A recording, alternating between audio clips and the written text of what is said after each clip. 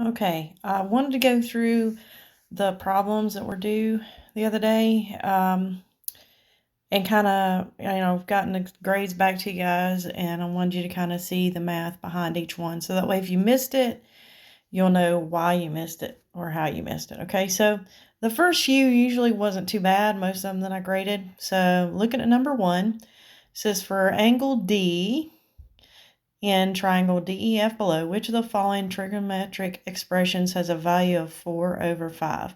All right, so here I'm going from angle D, right? Here's angle D, right? And if I notice, that becomes opposite, right? This is my hypotenuse, and this is my adjacent. Okay, everybody good with that?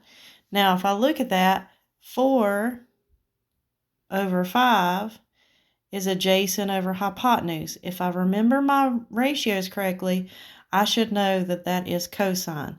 So it has to be A. It's the only one that's cosine D, okay?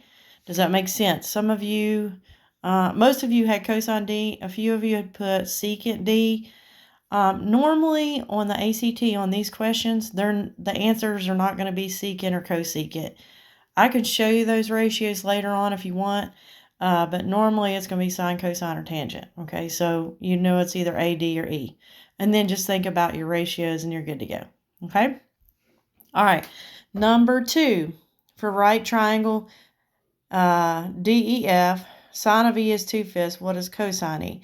All right, so draw you a triangle, okay? Or, you could look at that one, I guess, but, that one's not really a good option. All right, so let's draw DEF. Now, notice it says sine of E. Well, then I know E has to be either here or here. It can't be here because that's the right angle. Remember, I told you in the previous videos, we can't do sine or cosine of our right angle, okay? In our triangle. Okay, so I'm just going to put E down here. So if sine of E is 2 over 5, then that means opposite is 2 and hypotenuse is 5. Now cosine is going to be something over 5, right? So I'll have a few options. I can automatically rule out G and H without even having to do anything, right?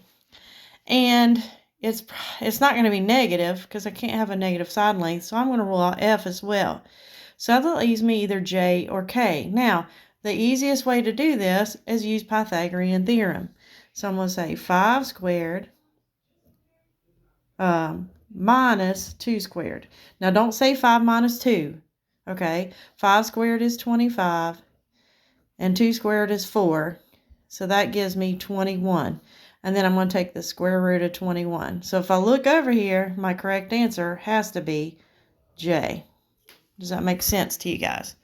So that was the first 2 questions. I went over here to number 3.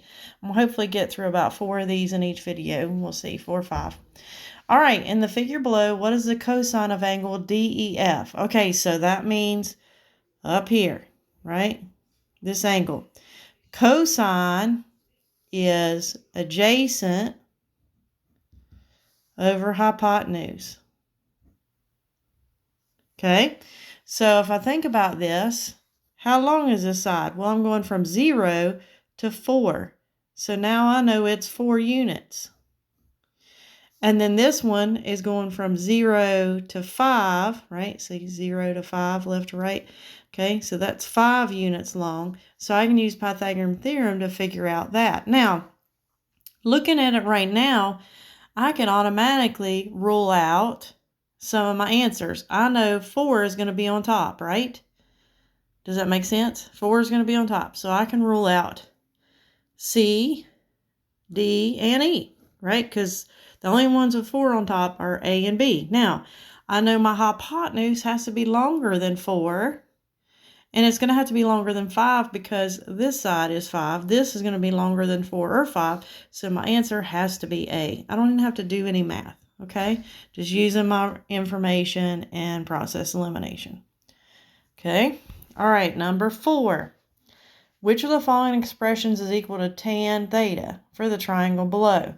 Okay, so here's theta. That means my unknown angle, okay? That's what that weird circle with a line through it is theta.